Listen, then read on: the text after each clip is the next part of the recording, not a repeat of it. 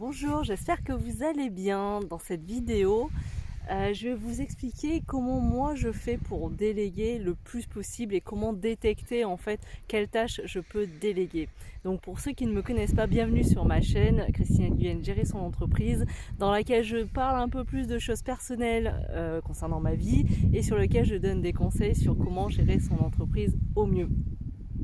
Donc bonjour à tous, suite au podcast, l'épisode numéro 5 où je parlais des zones de génie, j'ai eu beaucoup de retours. Donc pour mettre un peu de contexte pour ceux qui arrivent juste sur cette chaîne et sur cette vidéo sans avoir écouté mes podcasts auparavant, en fait dans les précédents épisodes je parlais des différentes zones, de la zone de confort dans laquelle on est et les zones intermédiaires, les zones d'excellence et la zone de génie.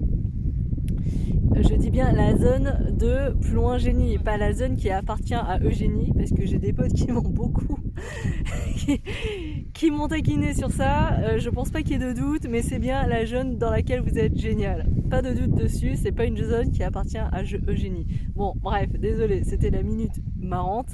Donc comment je fais en fait, ce que je fais maintenant en plus tous les jours, ce que je faisais pour mes clients, c'est comment faire en fait pour déterminer quelle est d'abord votre zone des génies. Donc ça c'est un long chapitre, je pense même que je vais faire une saison entière sur le podcast tellement ça peut être long, mais dans cet épisode en fait je vais vous donner des conseils et des tips sur comment détecter comment en tout cas rétrécir votre zone de génie pardon, et faire en sorte en fait de vous rapprocher de plus en plus et de ne faire que les choses dans lesquelles vous êtes bon et dans lesquelles vous êtes génial. Alors moi par exemple, j'y pense en ce moment parce que j'ai un peu trop de choses à faire et du coup je suis en train de recruter une assistante. Et ce que je fais, c'est que durant toute une journée, je fais la liste des choses que je fais. Je fais également, à côté, je mets à quel point ça m'inspire de le faire ou pas, à quel point ça me saoule ou pas de le faire, à quel point je trouve ça répétitif et pas très intéressant pour moi. Et ensuite, je le chronomètre en même temps. Bon, ça, vous n'êtes pas obligé de tout faire en même temps. Moi, je suis un peu une psychopathe de l'organisation. Vous pouvez faire ça en plusieurs temps. Et une fois que vous avez fait ça, en fait, moi, par exemple, une manière très concrète de vous le dire, le podcast, en fait, je mets un quart d'heure pour le filmer parce que je l'enregistre en one shot. En fait, je ne fais pas de recoupe derrière. Et derrière, il y a à peu près en fait 3/4 d'heure de post-production pour pouvoir enlever les sons, le mettre sur Auphonics, rajouter le Word, le mettre sur Raosha et compagnie, le transformer en vidéo, le mettre sur YouTube. Voilà, 3/4 d'heure. Donc 1 heure totalement en fait pour faire le podcast. Donc il y a un quart d'heure où très clairement, moi j'adore faire ça, j'adore parler, j'adore me filmer, il n'y a pas de problème, je garde ce quart d'heure, mais les 3/4 d'heure derrière, et ça se répète toutes les semaines, parce qu'il y a un podcast qui sort toutes les semaines, donc cette partie-là, je vais la sous-traiter. Donc voilà, c'est pour vous donner un exemple de comment déterminer en fait des choses que vous voulez, qui vous prennent le plus de temps, qui ne vous inspirent pas plus que ça, ou peut-être pas tout le temps, et comment les sous-traiter. Donc ça, c'est un exemple professionnel, mais pour vous donner un autre exemple, il ne faut pas vous dire oui, mais j'ai besoin de faire 150 000 de chiffre d'affaires avant de faire ça. Vous pouvez commencer dès le début, c'est-à-dire que du point de vue personnel, quelles sont les tâches qui vous prennent du temps ?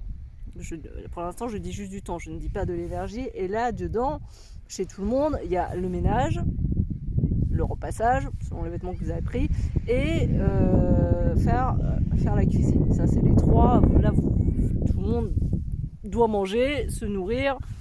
Bon, se laver, personne ne peut y aller pour vous, ça, vous ne pouvez pas le sous-traiter. Et la manière, en fait, c'est de savoir le challenger. Moi, par exemple, la cuisine, moi j'adore cuisiner, mais j'aime cuisiner en fait pendant le week-end. Et pendant la semaine, du coup, ce que je me dis, c'est que je commande. Je commande sur Deliveroo. Alors c'est certes un peu plus cher que si je le cuisinais, mais je me dis, le temps économisé, j'en ai pour entre 10 et 20 euros de Deliveroo par repas selon ce que je prends.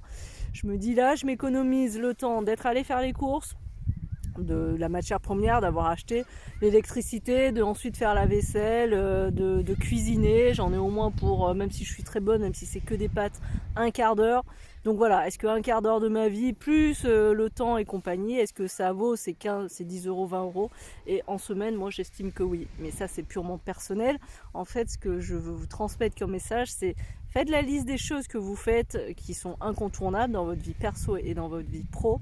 Et ensuite, essayez de voir ce que vous voulez déléguer ou pas. Et vous pouvez déléguer plein de choses. Le ménage, par exemple, il y en a qui prennent des femmes de ménage.